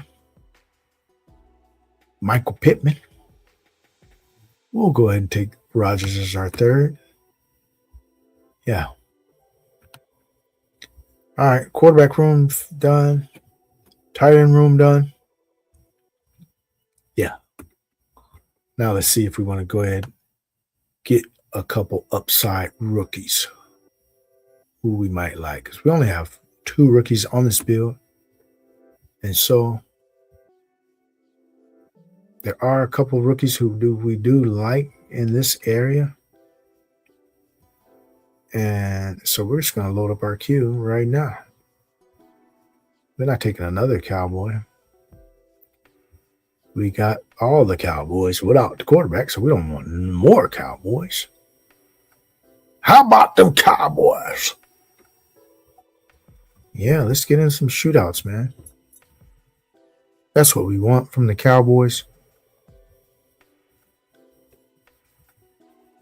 Let's see, we're just loading up the queue with potential names. Chris Bell, I don't have a share because I'm kind of waiting for the post-draft to get some more clarity on this guy's injury status. Jalen Wright.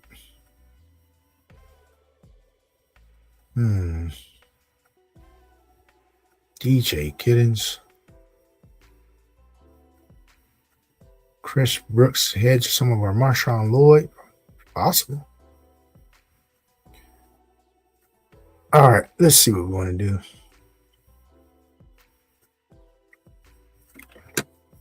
I'm going to take a cue from our guy, Chris Sims, who is really high on this guy. Especially, he's high on the traits. You know, a guy has speed, size, pretty good, you know, target. He's like a big target radius guy. So Chris Braza, I don't have many shares of him. I usually don't take the rookie receivers late, but we'll go ahead and take a chance. Why? Because it's hot outside and we got rookie fever. It's the hype. A lot of these guys are getting hype. And, you know, it's not a FOMO kind of thing for me, but you do have to vary your exposures a little bit. And so I know that I only have a few more drafts. And so adding some of these different combinations that include some of these rookies is okay by me because they're not the crux of my build.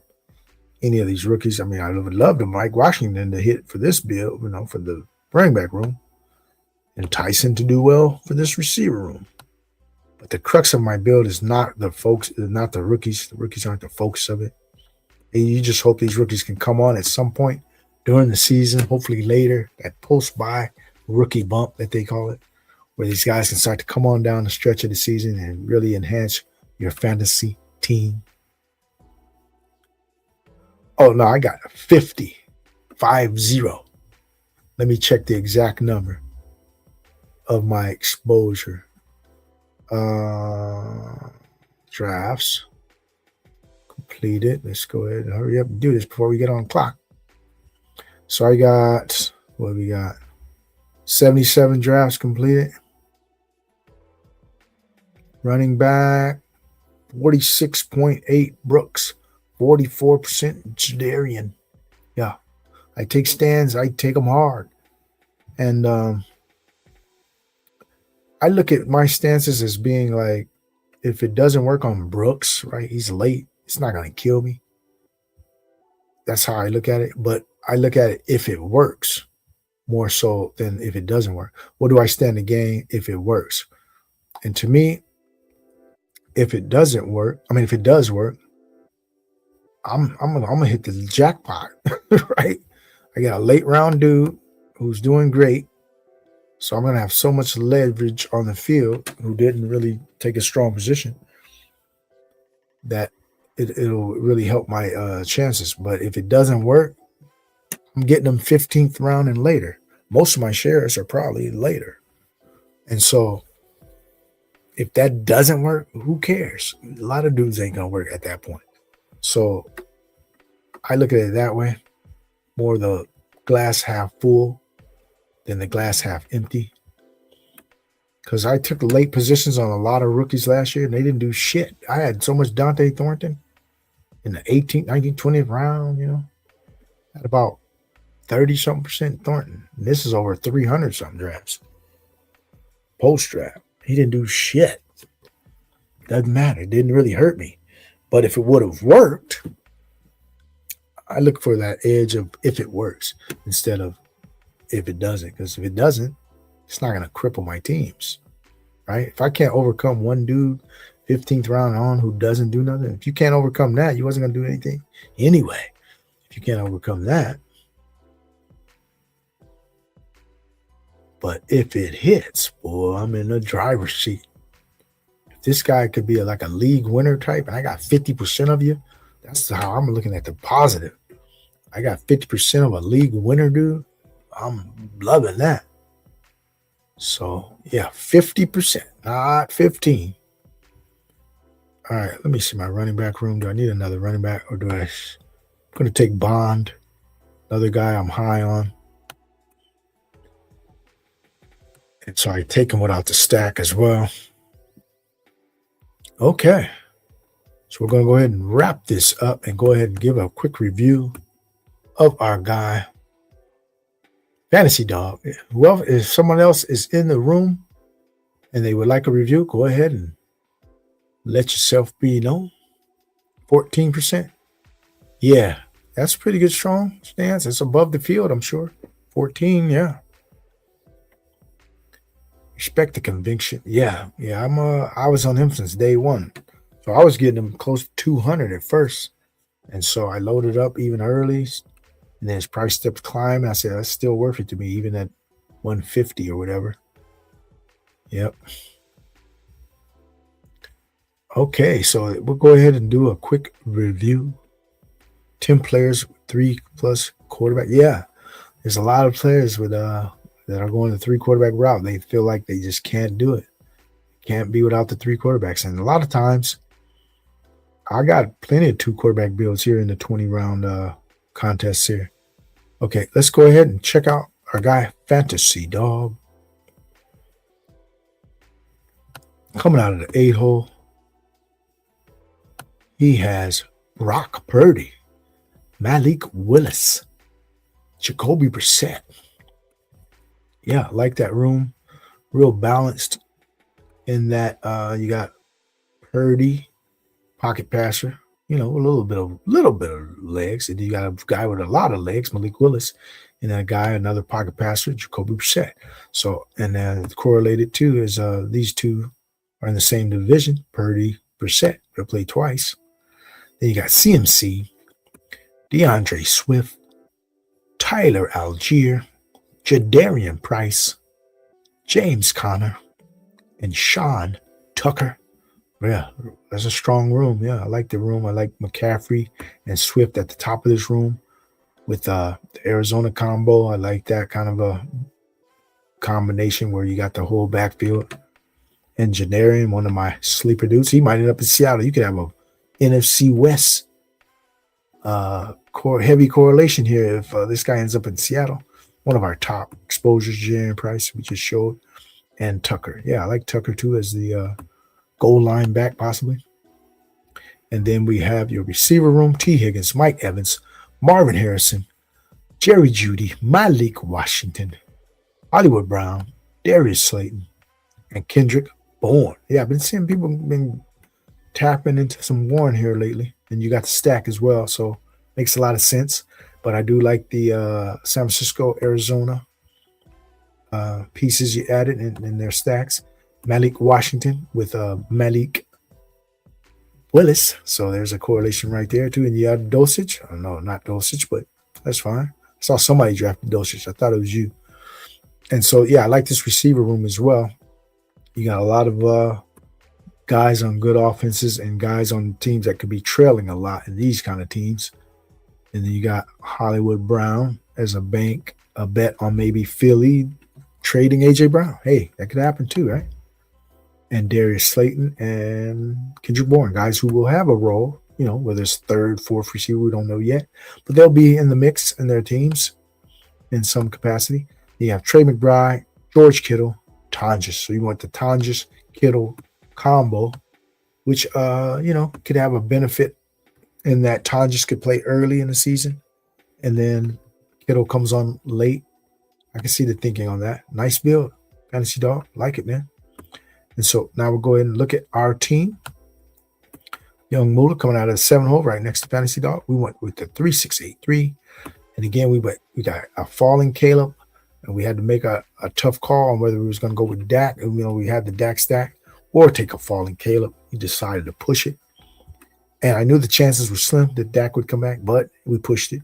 Didn't happen in our favor. So we went with Kyler.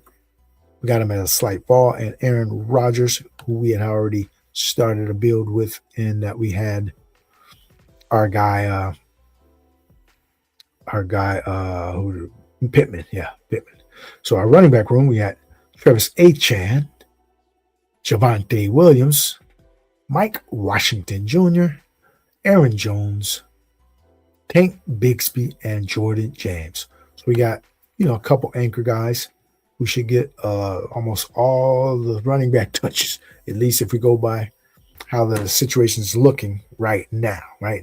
Of course, people can add more competition later, but as it looks now, these guys are in the driver's seat to get a vast majority of their running back touches in Travis Etienne and Javonte Williams. And then we have Mike Washington, our running back rookie, who we went and selected there as possibly going to a nice destination.